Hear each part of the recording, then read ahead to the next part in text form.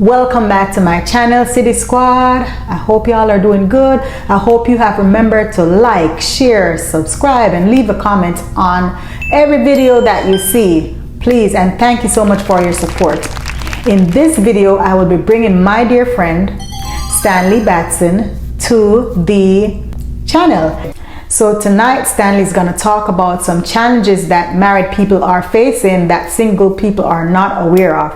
And so I'm going to go ahead and let y'all take a listen to what Stanley had to say. City said, what's going on, ma'am? So to your question, what are some of the biggest challenges that married couples face that single people may not understand? I'm going to say communication. That's one of the biggest things in a marriage that's key, is communicating your expectations and your direction of what you want in your marriage. One of the biggest challenges that I faced, just to give an example of communication, was prior to getting married, was communicating about having kids, or already coming into the marriage with children. I was married before and I'm married now again, and I faced that challenge twice already. One, my first marriage, I already had my first child. Coming into the marriage, it was understood that by my previous wife that she understood that I had a child, but until we got married, it was a different story. Same, here I am again in the second marriage, same thing. I had now coming into a marriage with 4 kids now, and my current wife not having kids, and it's been a struggle because you would think that they communicated that they understood that I had children and that those children are a big, huge part of my life.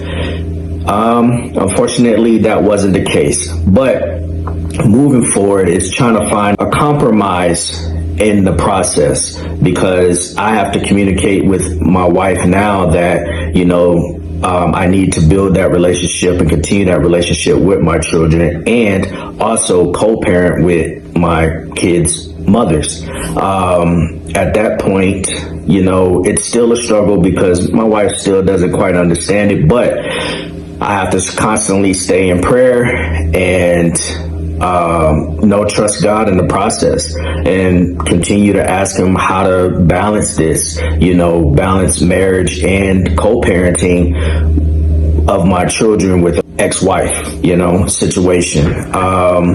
So people, please communicate. If you're in the process of a courtship or in a relationship, or if you're single and you're trying to date, make sure y'all communicate those things up front with each other so that you know what the expectations are going forward if the direction is leading into marriage. And the process, trust God. And if you can't handle that, then make that aware, communicate that too as well, and then see if there is a place where you guys can both compromise or agree to disagree, and try to move forward and hope that you can build a solid, strong relationship, of course, with that foundation with God being first. All right, signing out. You have a blessed one. Love. Thank you so much, Stanley, for taking the time out of your busy schedule to come on here and talk about the challenges that you guys face as married people. The backstory of Stanley and I's relationship is Stanley has been my friend for over 24 to 25 years. When I was living in Florida, we went to the same high school. Stanley used to walk me to class all the time, and he and I have been like best friends. And also my sisters are good friends of his. And so Stanley always was there, was always that friend. He's just an amazing guy. He's definitely the married material that any girl could want. He has some good qualities and definitely a man of God. So let's talk about what I have to say about some challenges that single people are unaware of, being that I was married before. Let's talk. Well, for me, being that I'm the queen that I am, just kidding. For me, you know, when they say if you can't stand the heat, then get out of the kitchen, one thing that a lot of single people are not aware of, especially if they've never been married before, is that conflicts are inevitable in a marriage or even in a relationship. Whether or not you like it, you're going to have arguments, you're going to have disagreements. So if you honestly feel like it's that fairy tale type thing or type life that we watch on TV, it's not. So it comes with a lot of work. So if you're not prepared to work, don't even bother. I can tell you right now, stop. Stop in the name of love before you break my heart. Just stop. If you're not up for the challenge, don't even enter into it. I can honestly say when I was married, we had small conflicts. We are so similar in personalities that we're pretty much easygoing. My ex-husband and I are easygoing people.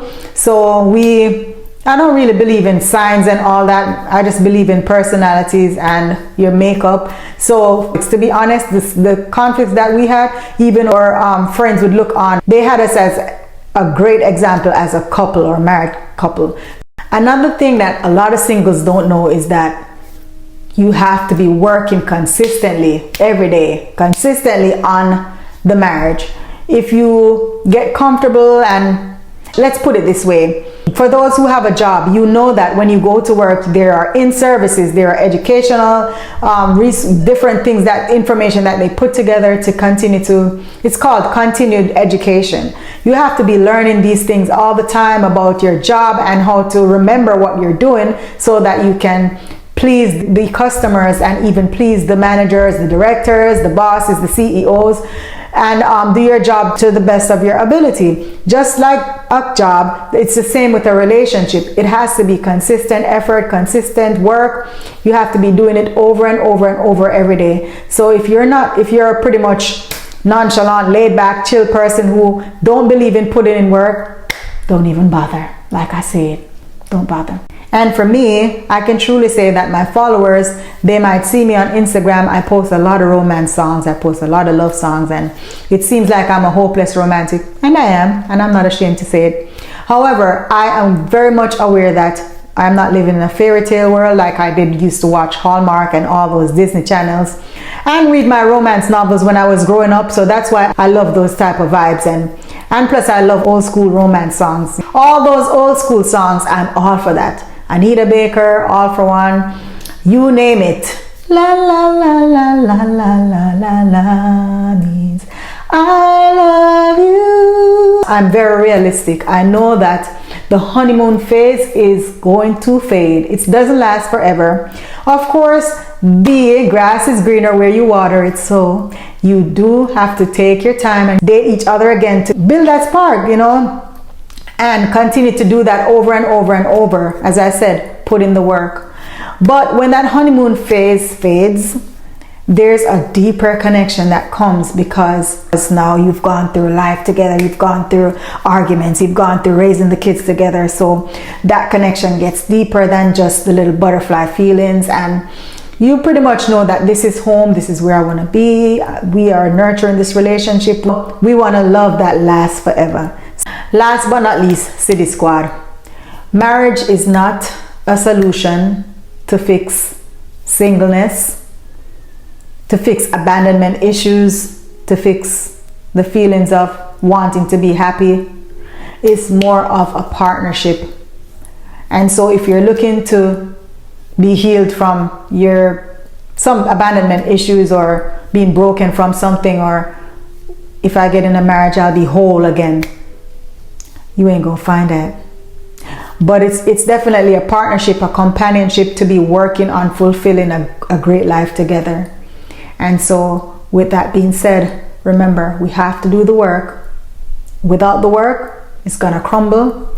Without the solid foundation, it will crumble. And also some of the things Stanley said about communicating and setting expectations before you go into marriage. Let's be real. Sometimes people set expectations and then when they get in, they change.